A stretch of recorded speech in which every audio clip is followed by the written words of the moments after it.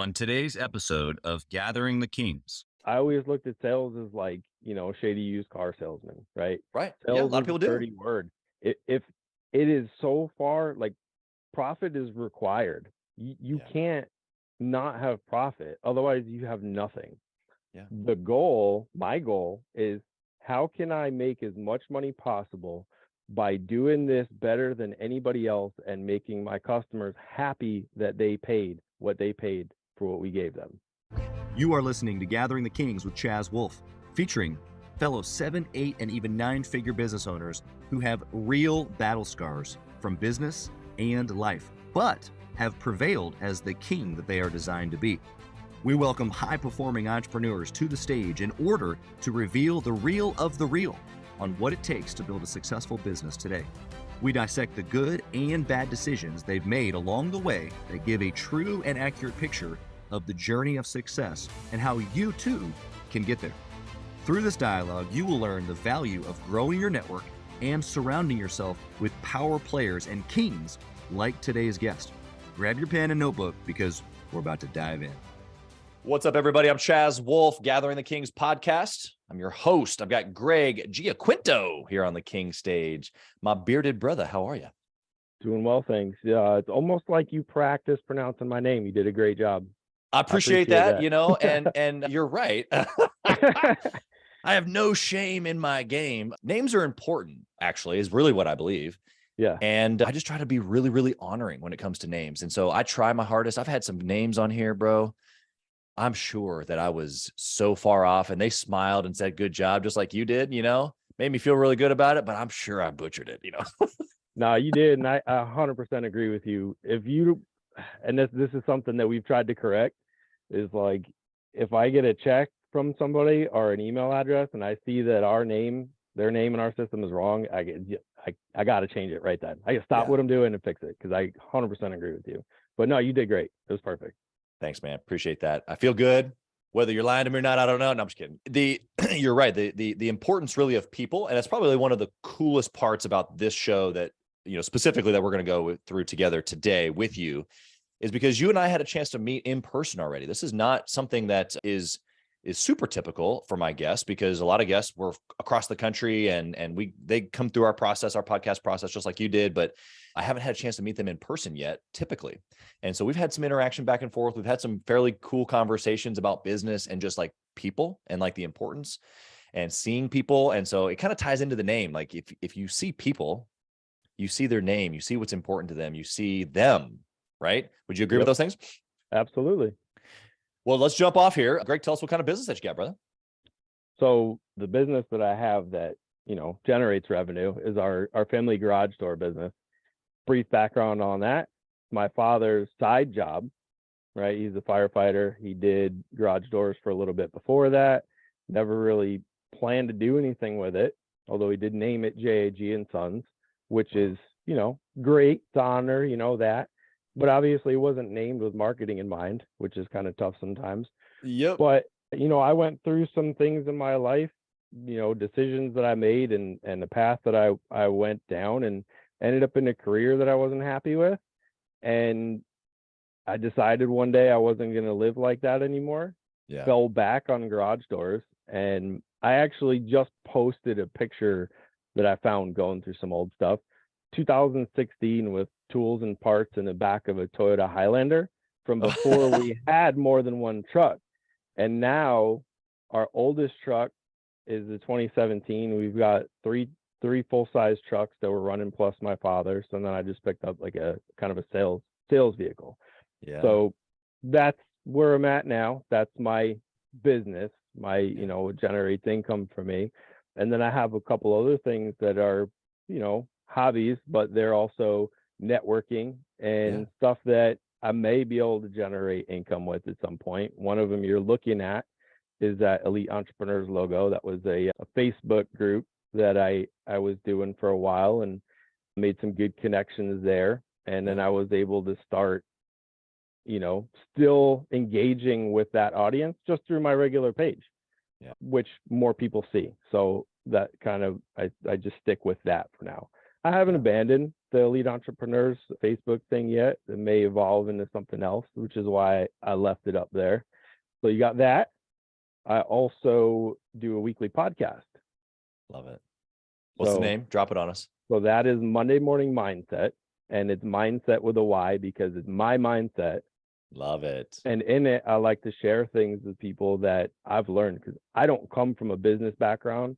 I don't come from an entrepreneur background. So every single thing that I've done, I've had to learn myself or reach out to, like, mentor or somebody, right? Because you can't afford to pay for all that stuff when you're just figuring it out. So, that's one of my ways. I've been doing that for a year through a mutual connection of ours, Ryan Lucia. He's got Torsion Talk podcast. So it's kind of on his network. And so that's another thing that I do. I do have a sponsor on there, which is awesome. Nice. Yeah, really cool. Dave Mount on site. Throw his name out there because he's absolutely awesome. We need to get Dave on this show, apparently. You could. He's a part of this kind of movement, I'll call it, that I'm also involved in. We're trying to bring the garage door world up to speed with like HVAC, plumbing, electrical. And there's a huge gap in education, which Dave is actively filling. And that's also something that I'm passionate about, is, bettering the industry for all of us. Yeah. So, we've already connected on this vein. Obviously, some of my team members and you are in talks about doing some conferences together, us coming to the Northeast and serving some other door owners in your area, and even maybe doing something cool with your team. But the reality, like, our like-mindedness there is like what you just said, is like, okay, there's an industry that maybe from history's past is a certain way. But the cool part is that there's people in there. Like, it goes back to how we started this podcast, right? They're just great people.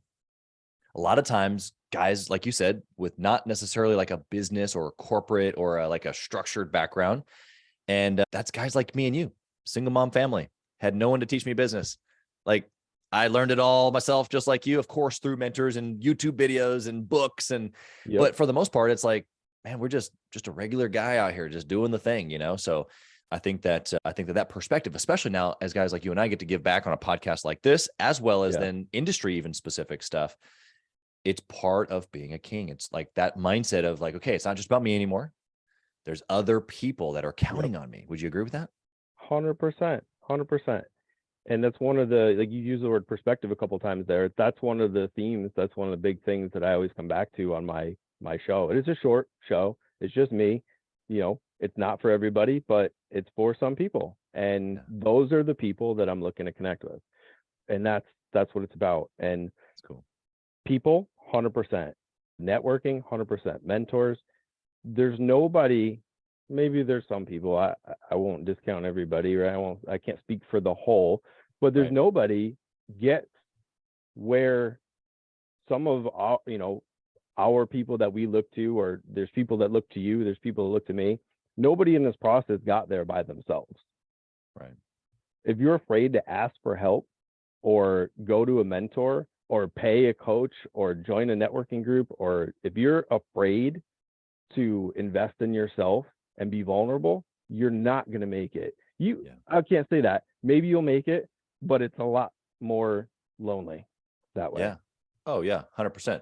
I was just having a conversation yesterday. I was on a show as a guest with Carrie Siggins, and she had been on my show previously, but she runs a $100 million business, employee owned, incredible company, manufacturing. And, we were talking about this topic, which is like, she's got a story, and she's even shared it with her employees where she like went down to the rock bottom, Yeah. And we all have those moments when we're like, we don't have what we need personally. Like, we can't pull up our own bootstraps, as she and I talked about just yesterday. Maybe that you need to pull them up. Maybe you don't. The reality is that sometimes you can, like, just do it yourself. But then there's other times where you need to, but you just can't quite reach them. And all you need is someone else just to pull them up just a little bit. And then you can get it the rest of the way, which is the mentorship, the mastermind groups that you're talking about, the opportunity to go to conferences and pay or not pay locally, internationally, or across the country. All those things are an option, but it's up to the person to say, I need help. I'm not where I want to be. So then therefore it's going to push me into a scenario where I'm willing to get around other people, a mentor, someone who's got answers, someone who can help me pull up my bootstraps just a little bit. You know what I mean? And absolutely. And the cool thing is you don't even have to be relying on people that are further along than you, like your peers. Every opportunity to learn something, we learn more. And I say we collectively, because I think this applies to everybody. I believe this. Teaching is learning. Teaching is learning. Yeah. So whatever stage I'm in, if I'm able to teach somebody something, it's reinforcing what I know. And also I'm learning from it, because as you hear it coming out of your mouth and you're giving advice, you say, you maybe reconsider it. You see it a different perspective, a different light. Right. And that's where growth comes from for me. So I'm very passionate about helping build others up, because that's what's helped me get to where I'm at and helping me continue to get where I want to be. Yeah, you're so right. And if you have any sort of breath of integrity anywhere near the bones of who you are, you can't tell someone to do something and you not be doing it yourself. Nope. And you got to let people screw stuff up. That's right. That's right. All right. Well, we went deep quick. Yes, we did. Some super good stuff. We could go days on this, but I want to get into your story a little bit. Sure. Before we get too much into the nitty gritty, I want to know about you specifically. Why are you doing this? Why at this stage in the game? You're obviously a certain level of success. Otherwise you wouldn't be here. Why still? Why are you pushing hard now? Like what's left? What's the bigger picture? Give it to us. You can't do anything like this without jumping in with both feet. You've got to be committed. And just like you said about pulling up your bootstraps, not every day is going to be fun. That's right. If you ask an entrepreneur, a business owner, or anybody who's into any level of wanting to grow, they will give you cautious encouragement, I would say, because you know as well as I do that not every day is a good day. That's right. But the good days far outweigh the bad. And when you're doing it for yourself, because honestly, when you take on something like this, you end up working more than you would at a 40-hour job, right? 100%. You take it everywhere with you. Guaranteed. But I've actually got a why statement, right? Yeah. And that's something that I was able to do because I'm in it with both feet, and the people I look up to care about this stuff. And sometimes you don't always see it until I kind of had a revelation one day, and this is just in the back of my mind all the time. And so my why is to provide an environment that enables me to be the best version of myself that I can be, to be truly great at something, and to inspire those around me to excel at the things they want to be great at. Yeah. And that's at the core of everything that I do, including employing other people. That's right. Yeah. There's a lot of companies listening right now who don't have core values, that don't have a mission statement, a purpose statement, a vision statement. You have taken it to another level. You've got a personal why statement, as you call it. How did you get to that place? Like for the guy listening right now, it's like, well, that sounds cool, but then they might forget it, right? Like they're going to, after they're done with this podcast, they're going to forget me and you, let alone the fact that you personally have a why statement. But what I want them to leave with is, why should they have it? And then how did you establish like that you needed this? Looking to mentors, right? Seeing what people who I look up to are doing, things that have helped them become successful. If you're not listening to audiobooks or reading books or doing whatever research, reading professional articles, connecting with people in your industry, like I can't express how critical it is to be that involved. Right. You have to be in it 100%. There is I think it go back to audiobooks and reading. I think this came from Grant Cardone, right? To be obsessed. There is no balance. You have to be obsessed, not with just your work. You've got to be obsessed with everything you do. You've got to give 100+ % to everything that you do. Yeah. And what this does is, for me, I forget stuff. I'm horrible at it. Recall's terrible. Memory's terrible. I got to take notes. And so I've got a running log of notes. I use Google Drive mostly. Yeah. And I've got a running log of notes. And every once in a while, I'll revisit it, or I'll open it up and say, hey, I haven't looked at this in a while. How has my perspective changed? What have I learned since I started thinking about this? And how can I add to this? And so my why statement wasn't something that just came to me because I just thought of it. This was like, I think, you're familiar with Simon Sinek or Sinek? Oh, yeah. Yeah. So he's, what's my why, right? That's him, I believe. So listen to his book a couple times while I'm out for a walk in the morning, and just constantly thinking about it. It's always on the back burner right now. So I have my why statement. I have core values. Right now, the thing that's always in the back of my mind is, what is my mission statement? Right. So I might think of something, and I've been able to develop a little bit of, like, I'll use the word discipline, but it's like, damn it, Greg, like, do this. Like, you always say you're going to do this, do it. Write it down right now. And I'll go write it down. I have to do it right then while it's fresh. I write it down, and eventually this becomes a series of notes or a paragraph or a sentence, and then just click. Yeah. I know why I do this. This is a principle. Obviously, you're talking, this personal revelation, this like inner work that you're doing.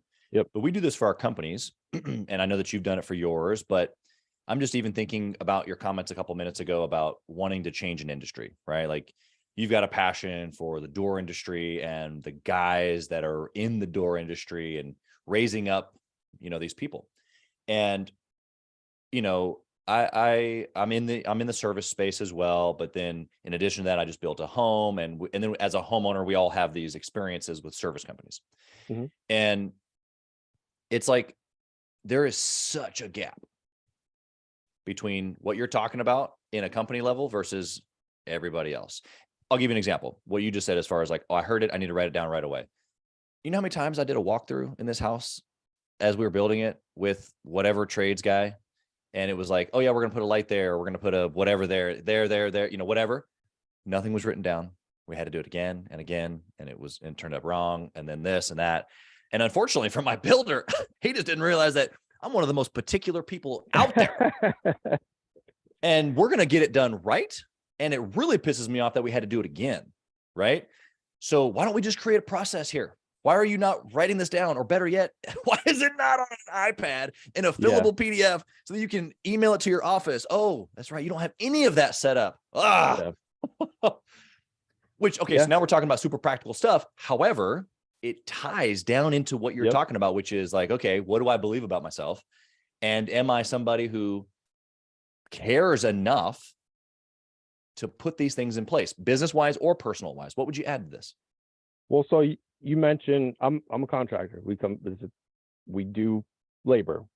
We provide a service, but it involves materials and labor. It's different from like building a website or coaching or whatever. And you mentioned the people that come work on your house. So let's stick with that, right? Because now we're on topic. This is what I do. I've started paying attention to that. I used to fix a lot of stuff on my own. Yeah. Until I realized, well, I just spent a week fixing something that would have taken a plumber a day, and on your I own house, spent right? $800 on tools that I might use again in 10 years. Like, how twisted is that? Like, we think that way. Like, we think that's valuable, but what's really valuable is our time. And in this circumstance, this contractor, what are you most frustrated about? He wasted your time. Yeah, that's right. Your time is valuable, but so is his. He's wasting your time, and he's wasting his. Yeah, exactly. So there's so much software out there, and it's so easy to use. We use the software for our, it's like a basic CRM, and we use it for scheduling and our price book and everything. And it's pretty intuitive. The technicians, which there's contractors, technicians. I find that people who work with their hands and who are really good at their hands are really bad at returning phone calls and writing stuff down. And I know 100%. This because that was me. Yeah. And And when I learned that this is a weak point, and then watching how my father does things and take a note on a napkin from his driver's seat, and then like, oh, Hey, I gotta start somewhere.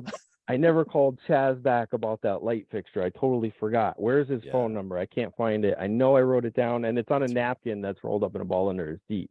And that doesn't make him a bad person. It doesn't make him a bad contractor. It doesn't make him bad at his job. It just makes him bad at writing stuff down and following up. Yeah.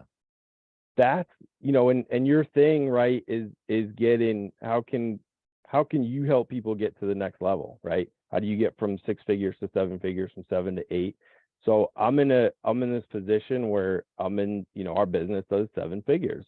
And that was seemingly, looking back on it, easy to do. When I was figuring it out, it wasn't easy. Right. But now I'm here, I'm like, wow, I did some pretty simple stuff, and it worked because I just listened to what Chaz said about, listening to what he wanted. Right. It's those simple things. Yeah. Listening to the customer. Yeah. Making sure that you're hearing their needs, and then don't have and you're a sales guy, right?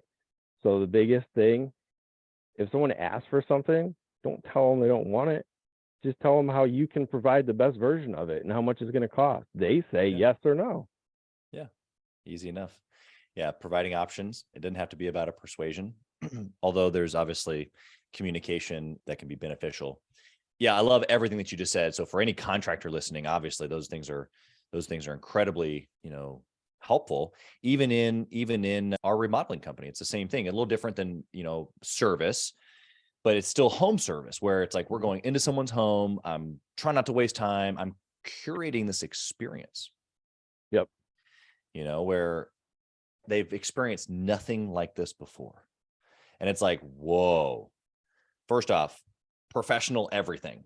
Showed up on time. Like, oh my goodness, what a thought, Yep. But even before you showed up, like, what was the phone call like, and how did that go? And was there a process there? And how did we make them feel through the communication? And was there follow-up in an email and a text? And do they know exactly who's coming? Maybe even a picture of the tech on the way. And like a lot of really cool stuff that can happen that builds experience and trust. So that way, when the sale, quote unquote, happens, it doesn't have to be this persuasion, twist your arm. It's they know and trust you and like you.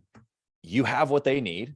You give them options. They pick the best one. You do the work. You create a relationship. And now it's about curating that experience for future business or future referrals.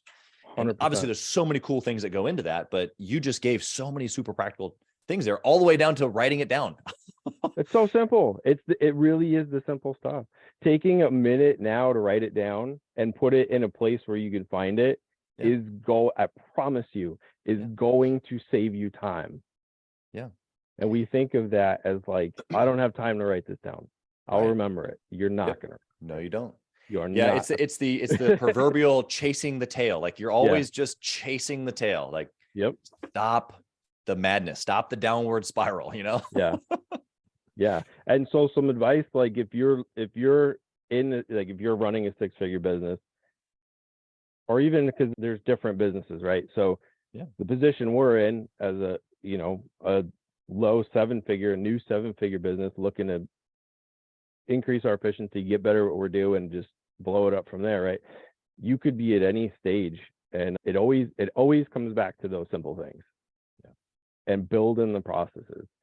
And if you're not willing to spend some time, there's so many cliches, right? So many cliches. Work in the business versus working on the business. Totally. They have so much meaning, and that holds so much weight.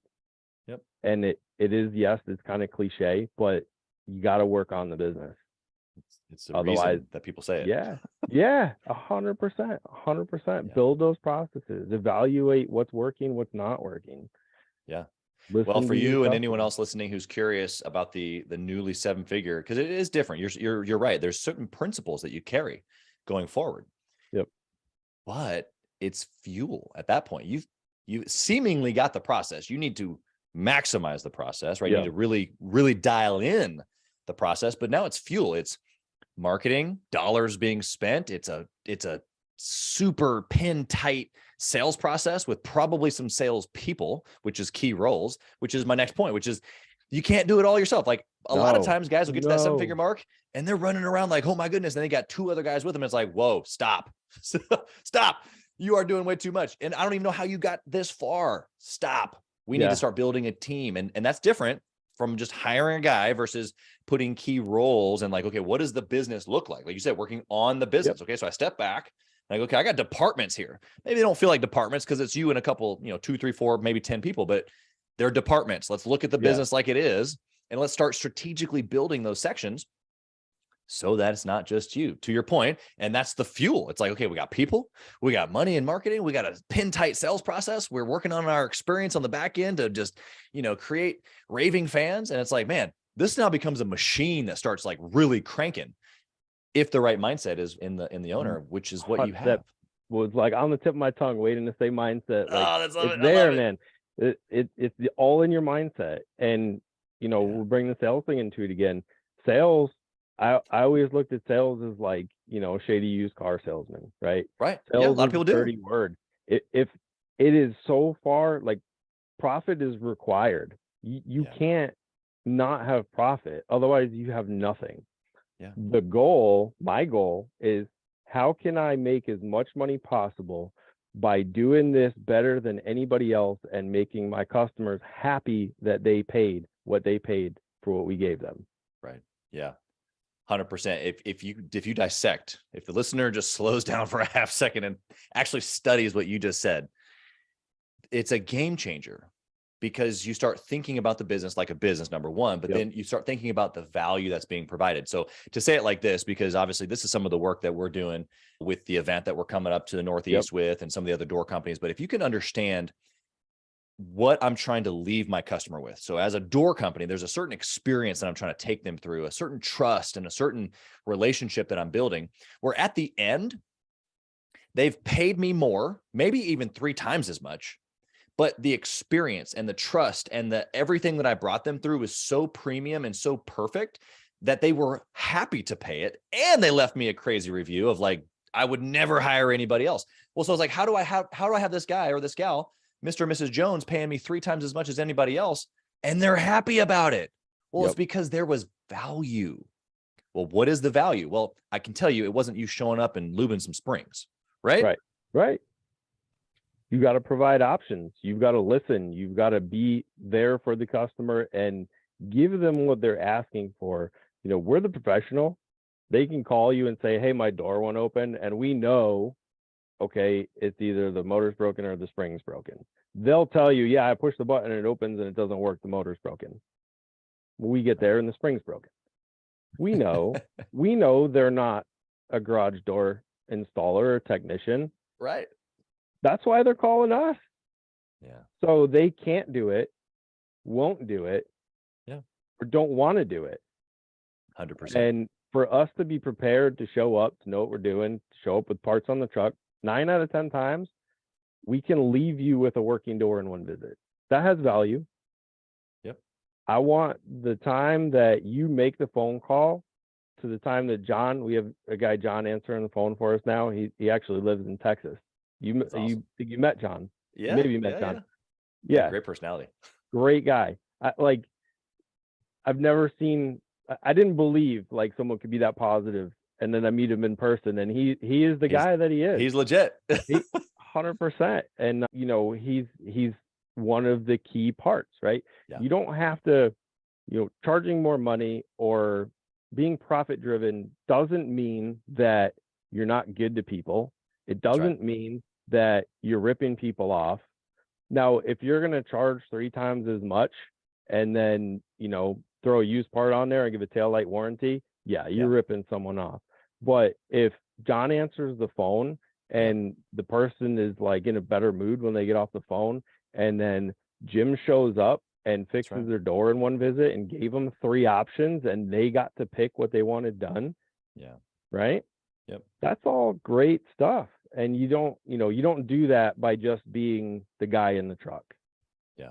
You can't. It's tough. You need other people. You need John to answer the phone. You need John to help do the service calls. You need, and I like, so with the contractor stuff, we talk about pipeline, right? Oh yeah. Yeah. You have a sales pipeline, right? But you also have to always be looking for people, right? You've got to have that pipeline open. Yeah. Right. So we have got a job posting up now. So we're always hiring. Yep. Which is great. And until you do it and you invest Right. the money, you don't see the value. Right? I see the yeah. value now. And then we've also got a couple of younger guys working for us, Devin and Ben, and they're great guys. And they're the right guys for us. They don't know anything about garage doors. But if you got a good attitude, Yep. you willing to learn, I will give you Yeah. whatever resources and opportunities you will take advantage of. Yeah. And that's part of our pipeline too. We're training guys. Yeah. Right. So Yeah. it's such a big picture. And I think you started this conversation with people. Yeah. Right. Something like that. 100% comes down to people. That's it. Relationships, people. Yeah. Greg, I don't do this often as far as like really share like personal stories or even from my business often in the show. But I think that because we're talking contractor, I want to flip the coin and make it so relatable, because a lot of contractors feel that, well, if you're not in my business specifically, then like I'm shut off. I don't listen to you, which is fine. There's value in industry specific detail. But what we're talking about is experience. What we're talking about is sales process. What we're talking about is people development. Like these are all business concepts that every business goes through. So I'm gonna give you a quick little story with Edible Arrangements. Retail franchise. I owned 7 of them at one point, 3 states, 65 plus employees. And oftentimes when someone walks in to an Edible Arrangement store and one of my folks is working there and they take an order, or it's over the phone, right? And it's Grandma Betty. She calls in and she's looking for a fruit basket, right? And my team member has 2 options. We can sell to them maybe what our pocketbook tells us to sell from, or we can help them get exactly what they want, which could be the same. It also could be much more. And so in this example of Grandma Betty calls in, she's looking for a basket. We don't really ask why. We ask for maybe a couple people and we get her what we call our delicious celebration. Maybe it comes with half the strawberries dipped in chocolate and it goes out the door at $65, right? And it's good, fine. Grandma Betty does her thing. We have no idea what she's doing with it. It's fine. There's no review left. There's no real much in response. But the other option is this: Grandma Betty, what are we doing here? What do we need a fruit basket for? Well, my grandson Johnny is playing in the soccer tournament this weekend and they're playing in the championship game. Really? You don't say. Okay, how many people on that soccer team? What are we going to be using this for? This is going to be after the game celebration. Okay, cool. So these are kids. So we're trying to go healthy, but you want some chocolate on that pineapple and strawberries, don't you? Yeah. Okay, cool. Yep. Sounds good. And then your grandson, what's his jersey number? Oh, it's 11. Great. I'm going to put his jersey number in pineapple numbers on top. And nice. Oh, by the way, you said soccer, right? Like, okay, if I could put this whole basket in a soccer ball container, wouldn't that be cool? She's like, just boom, boom, boom, like all this stuff going off. And Grandma Betty walks away with a $175 basket, right? She's not looking for a fruit tray. She would have gone to, Price Chopper for a fruit tray.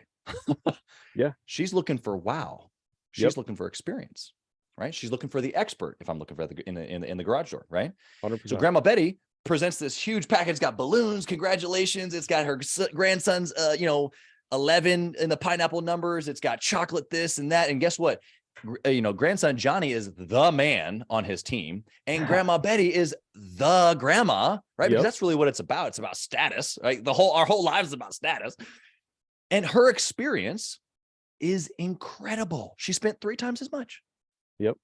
And she loved every minute of it. How do we do that in the garage door industry? How do we do that in the HVAC industry? How do we do that in the remodeling business? How do we do that in a building of a house? Like it comes down to all the principles that you're just talking about.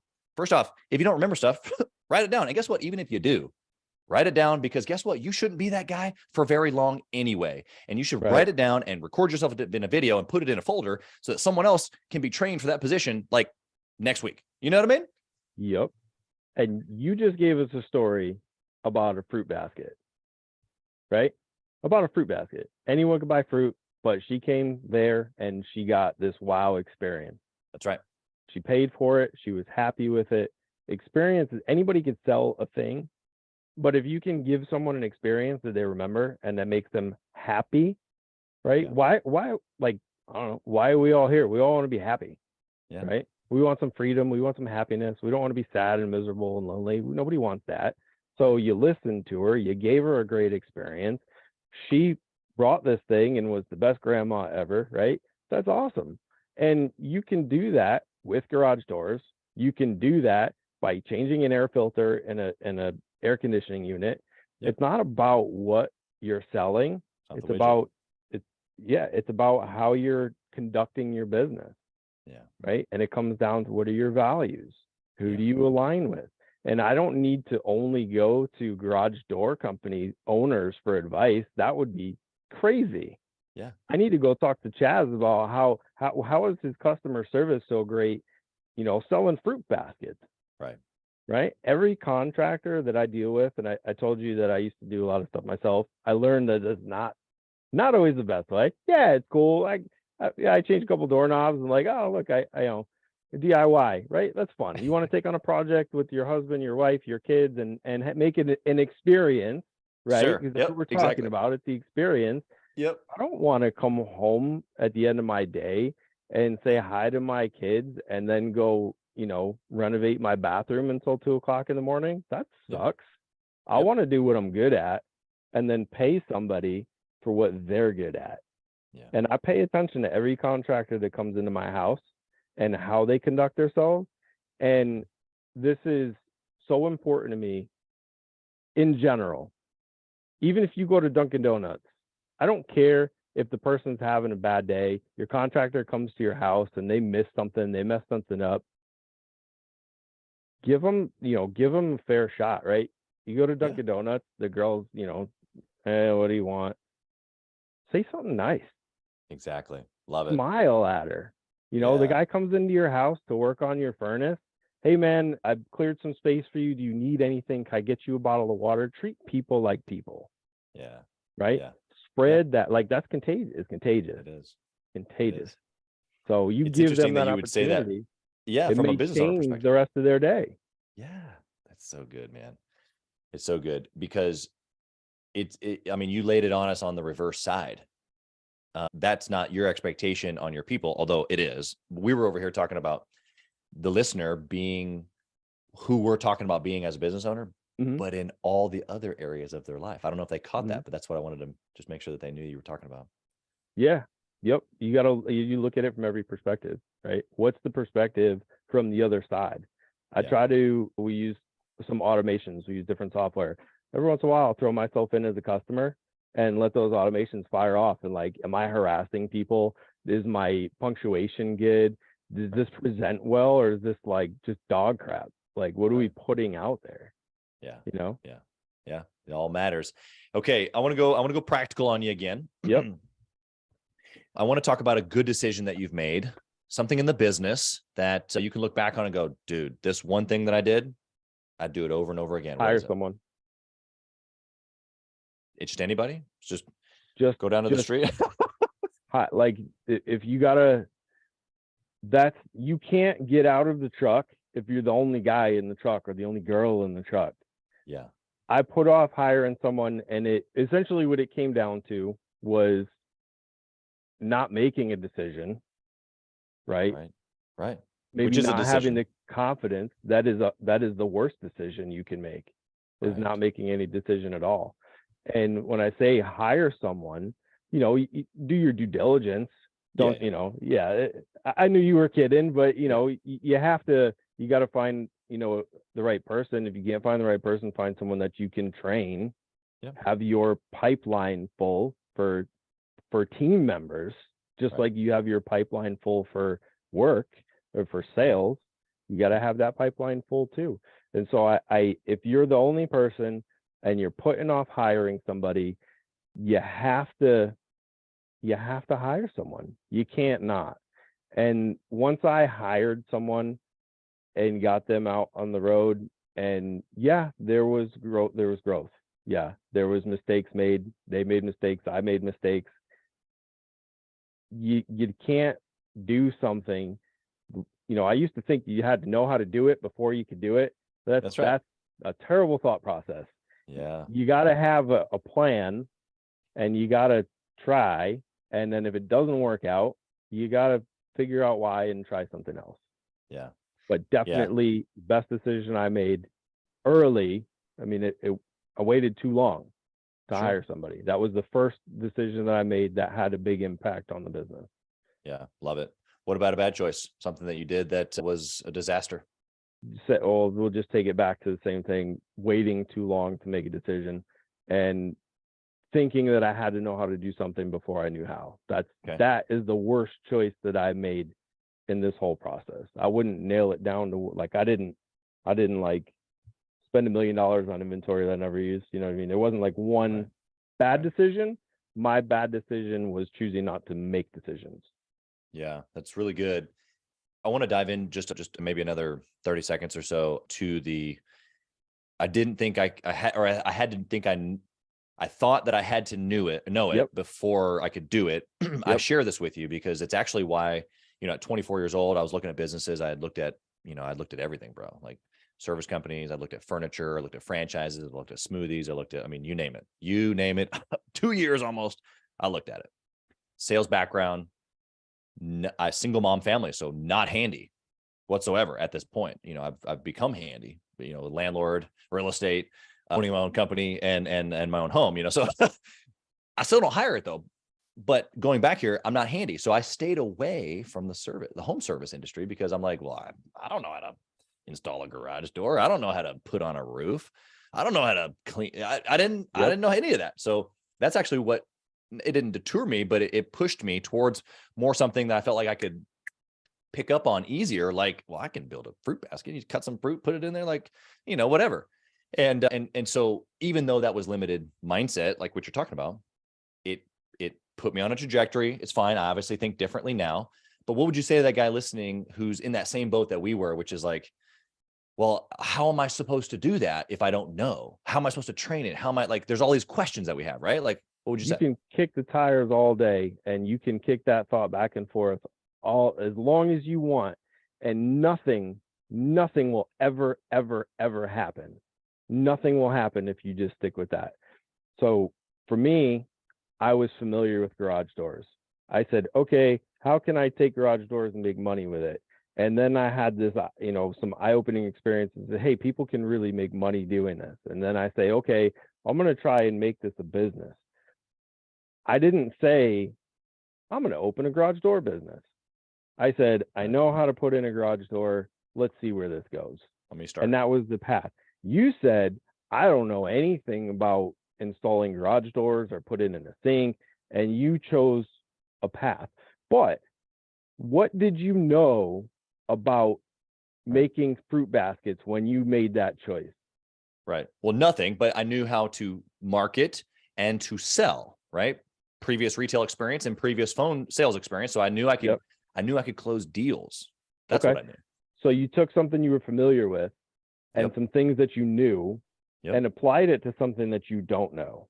Very good. I took garage doors, which I knew nothing about marketing, knew nothing about sales, nothing about people, nothing about, but I literally only knew garage doors, right? I know stuff, right? But from running a business, the only part of running the business that I knew was someone called me, they asked me to fix something, and I went and fixed it, and that was it.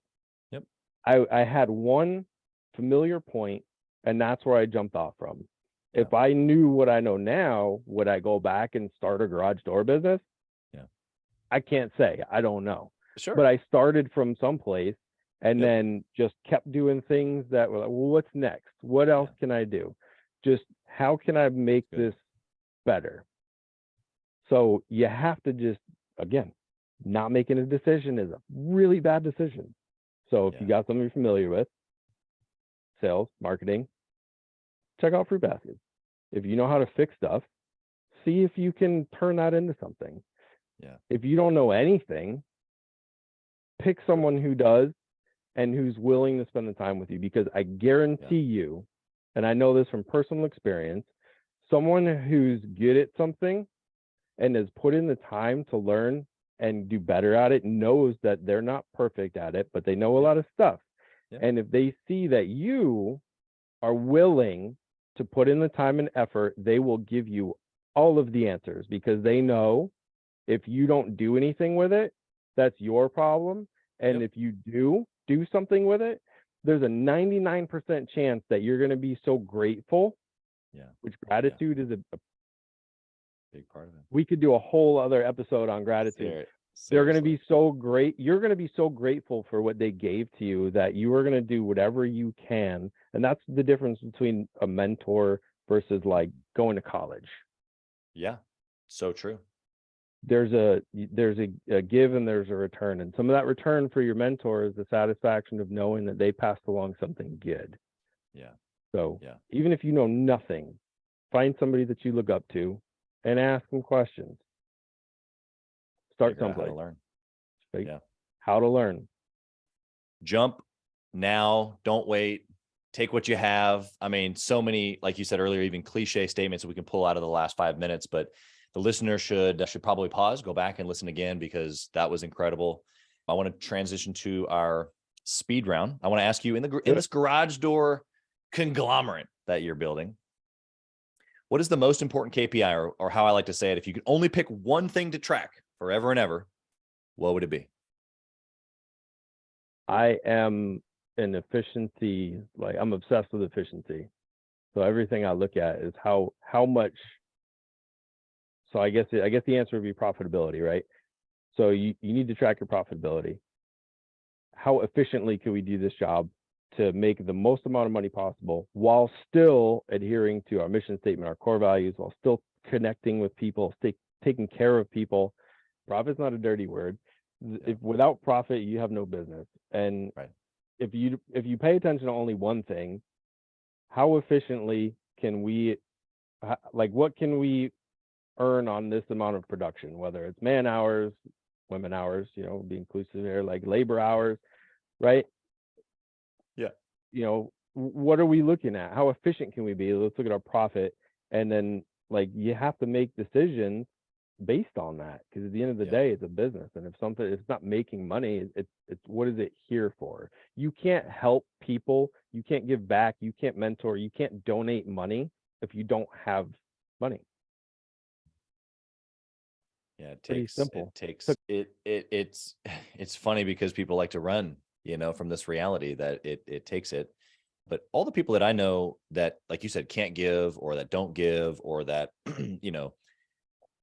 are chasing their tail, like we talked about earlier, it's usually because they have problems that they can't solve because they don't have the money to do so. They're not paying close enough attention to it, at least. So that's awesome. What book or maybe podcast or other resource would you recommend for someone trying to grow their business? I do a lot of audiobooks. Some of them are really crappy to listen to, but they have a lot of value. I'm gonna give you a few books because they have different purposes, right? So I can't give you just one, but some books that have been most impactful on me are The Energy Bus. Okay. Is a Give really us a good one. little tidbit there. It's exactly what it sounds like. The Energy Bus is basically what you put out, you get back. And it's this journey for this guy who, it's kind of like a ho-hum, not happy at work, not happy at home, and then how he turns it around, right? Just by his attitude. So The Energy Bus is a good one. Atomic Habits, right? We're creatures of habits. What do you do when you first wake up in the morning? Has an impact on everything you do for your day. So Atomic Habits is a good one. That's for anybody, business owner, non-business owner. Jocko, everybody knows and loves Jocko. He can be tough to listen to, but Extreme Ownership, really, really impactful. Owning your decisions, and then how can, like, even if someone else makes a decision that causes a chain reaction, what could I have done differently to help? And that's big with developing processes for business. That's right. Okay, I asked Chaz to do X, Y, Z, and he did X and Y. I don't know why he didn't do Z. What did I do? What can I do differently? Right. So Extreme Ownership, and then How to Win Friends and Influence People. That's another great book. One. Wow. Like interpersonal skills, dealing with people. Fantastic book. Those are my top 4 books. Highly recommend all 4 of them. Yeah, we'll put links to all those in the show notes for the listener. But dude, what a gamut of classics, and yet so practical. And you kind of, I don't know if you realize this, but you kind of divvied up the different angles, of what it takes to be successful. And you're right, it takes ingredients from all those things. So I appreciate that. What are your thoughts on intentionally networking and or masterminding with other entrepreneurs? if you're not doing one or both, why? Yeah. I don't see the value in it. I don't know. Why do I need to do it, Greg? Why are we here right now? We're here. We're doing it right now. Networking. I met you at a paid networking event that I went to, and we're all here to help each other. And networking, there's networking with peers and whatnot, but mastermind groups and paid networking groups, someone is driving it, and someone is being compensated to oversee the whole thing, which has value, and it helps connect like-minded people, and it helps. I've learned so much through networking, mentorship, and like I'm in a peer networking group that I pay to be in, and it's like I see the value. You have to trust it at first. That's true. Maybe you give it a shot. Maybe you try a couple networking groups before you find one that's the right fit for you. But I promise you, if you try a couple and find something that fits, you will, even just from a personal growth standpoint. Let's say there's a $0 ROI. The amount of personal growth and friendships and networking opportunity is invaluable. Yeah.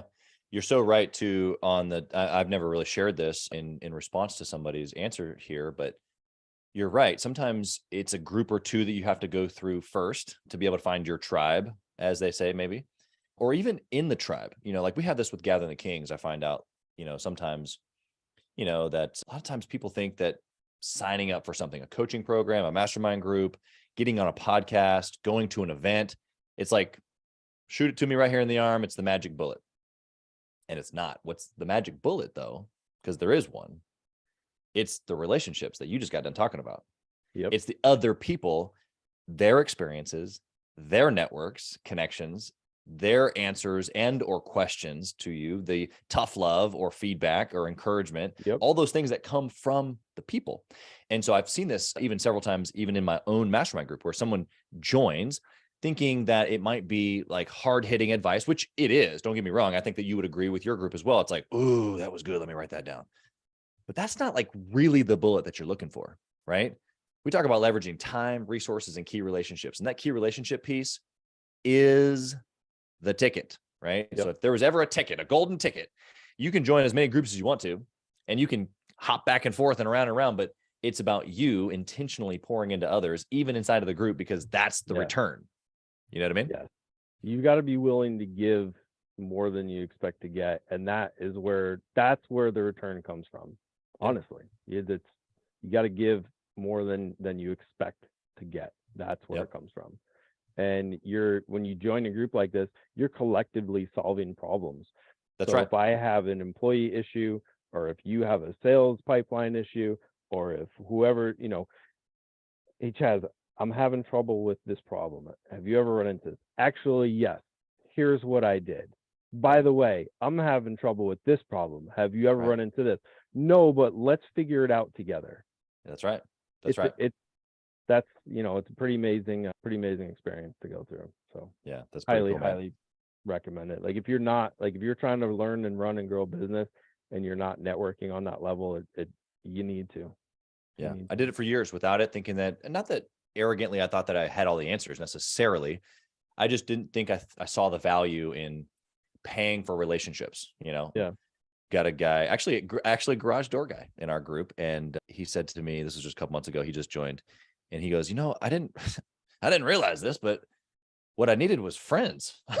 I was like, okay, so what you actually mean is this, is that you don't have anybody in your life. You have friends. I mean, he goes to church and he's got, other people in his community. He doesn't have people that also own a certain type of business or a certain level of business that he can communicate, like you're talking about, at this level. That's what he doesn't have that relatability.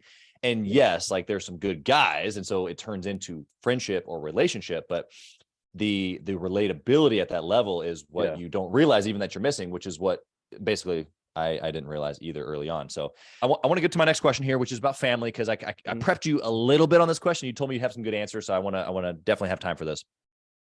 There's this journey that I've been on personally, and I think every entrepreneur is on it, whether they've realized it or communicated it or even acknowledged it, is that we're obsessed with our business. You mentioned earlier, obsession, Grant Cardone, I've, Be Obsessed or Be Average, one of my favorite books. Even way before that, back in the day, Think and Grow Rich talks about burning desire and a definiteness of purpose. Like, this is what this is. And we know that in business, this is how we become successful. I think the gap, though, is we don't apply those things in our marriage or in our kids as fathers. Yep. And so how have you been obsessed, if we're going to use that word, in all of those things? Because it's not one or the other. It's definitely not balance. How are you doing this? There's no balance. There's give and take in everything we do in life. And I'm fortunate. A little backstory is share this with you. I was married before, got divorced. It was similar decision to my other career path. We ended up together, kids, stayed together, decided I don't want my kids to see, what example am I setting? Yeah. Right. I don't want them to think that this is what a healthy relationship is. And that was my final straw that made me decide this is it. Whatever fallout there is, I'll just deal with it. But This is the decision that I need to make. And I made a decision and I stuck with it. And it was a good decision. Was it easy? No. But I made it. Led to me meeting and marrying my best friend. Yeah. Okay. So I know not everybody's fortunate to have, the relationship that I have. Same with business. Not every day is good. Right. Not every day is good. But some days are, you couldn't imagine it better. And then the rest of the days that are in between are also good. They're good days. And there's give and take and there's respect. And the same values that it takes to run a successful business, it also takes to be successful in your home life. Right. Pay attention. And I've actually told my wife this. If I am giving too much attention to the business, I need you to tell me. Yeah. Tell me, communicate 100%. Bad news is better than not getting any communication at all. Yeah.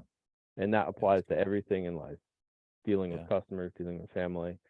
So I have some unique life experience that I do share with some, not others. Went through the divorce thing, left a career that had pension benefits, like stable job, union, like I left it all.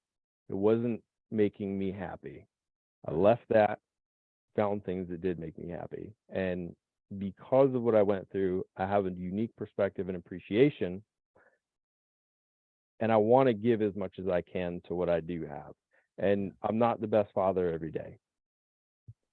I'm not the best business owner every day. I'm not the best friend. I'm not the best husband every day. But I'm always trying equally in all of those aspects to do better. Sure. And when I learn something that applies to business, sometimes that applies to being a better husband or being a better father. So there is no work or wife or kids. You have to be in all of it. And if you choose only the business, tell your wife and kids you don't, just tell her you want a divorce, because it's not fair to hold somebody to that. Choose to be at all of it and choose to give 110% to all of it. Yeah. So I think I covered everything.